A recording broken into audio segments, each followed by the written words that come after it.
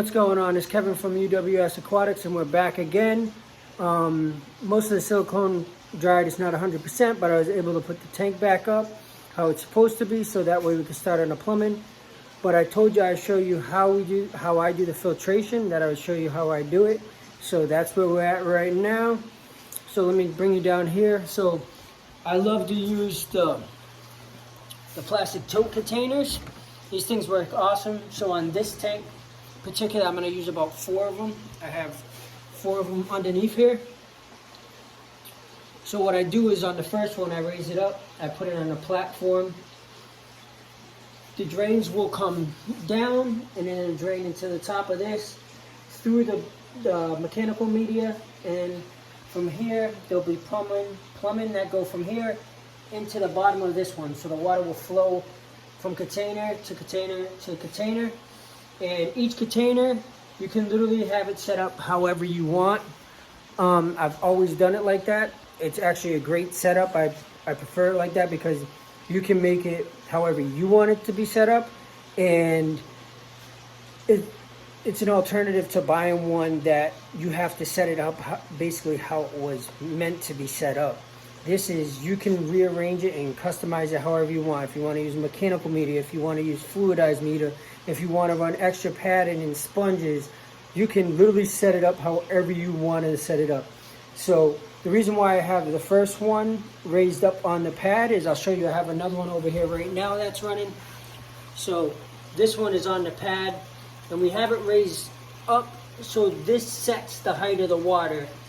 So this will set the height of the water for the next one, meaning that if this was to ever shut off, that this determines the height of this one. So it's going to drain down into this tank, and it can only go so high before it overflows, but then the water will actually push its way back up. But that's why I have it set up like that, because the flow of water is going to follow the path of least resistance. So that way, with this one being higher, the bottom one can fill up, and it actually slows down the water flow in the first container. I'm going to start drilling out the holes in these other ones, and I'll put the uniseals in them, and I'll be back and I'll show you how I do it after I drill the uniseal holes, how I clean up the holes and stuff like that. So I'll be back in just a minute. Alright, we're back. I took the liberty to drill in all the holes that I had marked out earlier. So what happens when you drill the holes, you're going to have a lot of burrs around here. One of the ways I like getting them out is I take a piece of sandpaper and I wrap it around the entire inside, and I just keep on going around until it's nice and smooth. Because when you put the uniseal in, it pops into the hole like so.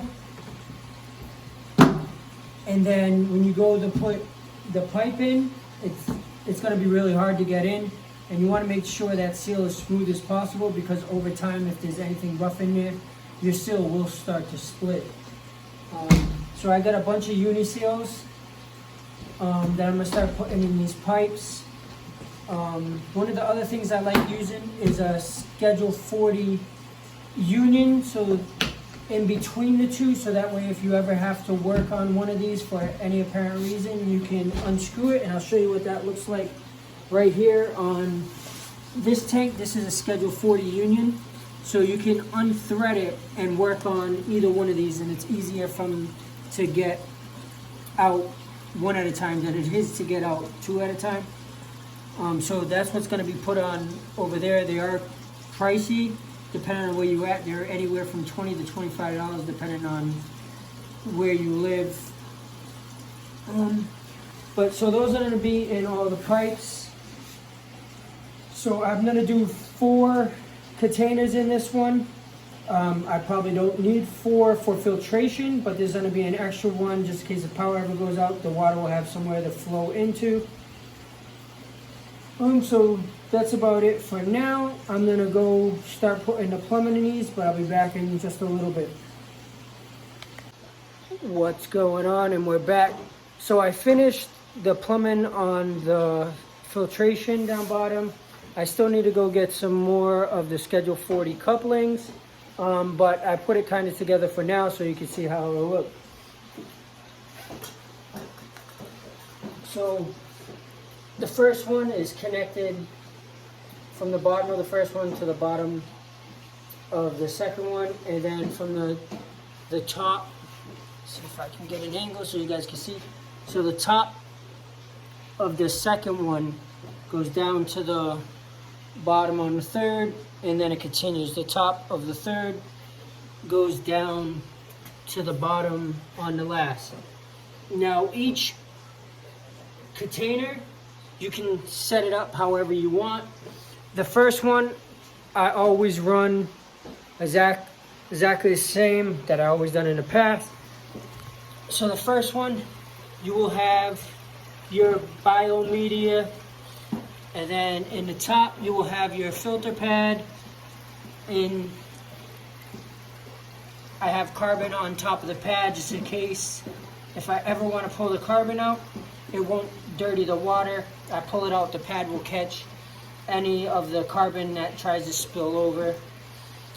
And then in the second container, you can literally run whatever you want. There, you could get as crazy as you want to get. You could fill the whole thing up with sponge filter. You could do a third one fluidized filter. There is really no particular way that you have to do it. It's all in what you want to do. That's why I like doing it. There are other stuff out there that you could buy that will work just as good, if not better. But I'm a DIY type person. I like to build my own stuff. I like to see what I build. I hope you can gain something out of this, and if you choose to use it in a smaller system, you can actually build it so it's actually on top of your tank and it spills into your tank, like I have on my pond over here. So on my pond, you actually see it. This top one actually used to go directly, just spill out of the bottom directly into the pond. But I wanted to get this fluidized media in here. I wanted to get this cycled, so that's why I ended up doing this. And I can cycle a lot of media in this bucket at once, so that's why I did it like this. And this filter on this tank, this is done a little bit different than the other one. Put me here. So this one's done a little bit different.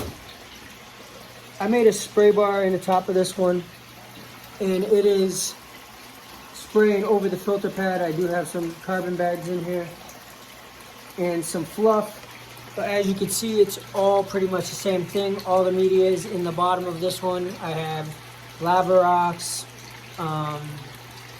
all different types of mechanical filtration in there.